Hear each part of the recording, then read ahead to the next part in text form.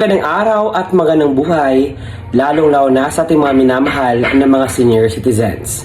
Sa araw po na ito ay nakatanggap po tayo ng comment galing sa ating mga solid na viewer. At ang kanyang tanong ay, Sir, meron na bang payout ang Universal Social Pension? Sa araw po na ito, atin po yung sasagutin nang sa ganun po ay maliwanagan ang ating tagapanood.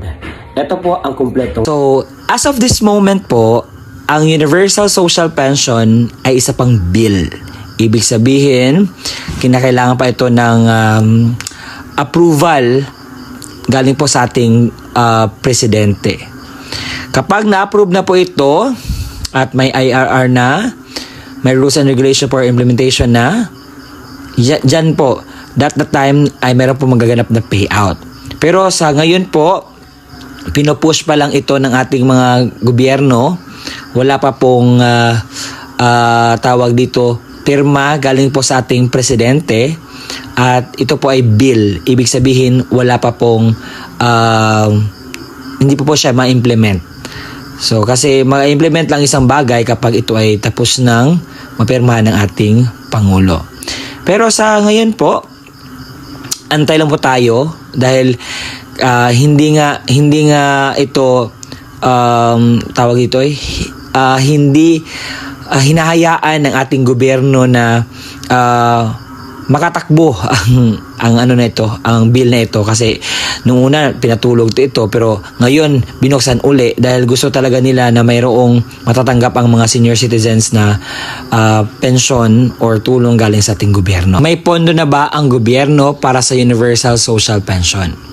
Ayon po sa ating mga batas, hindi na po daw problema ang pondo nito.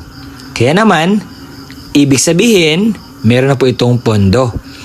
Kasi nagtatanong din sila, saan naman kukunin po ang budget patungkol po dito sa Universal Social Pension? Baka nakaw naman yan. Baka ano po ba ang mangyari? Baka marami tayong utang sa ano nito. So ang sabi naman po nila ay may enough na pondo po para po dito. Pangalawang katanungan, sino-sino po ba ang makakasali sa Universal Social Pension? To inform you, ang makakasali po sa Universal Social Pension ay lahat po ng mga senior citizens. So, ang matatanggap po noon, nung unang push nila nito is 500 pesos per month.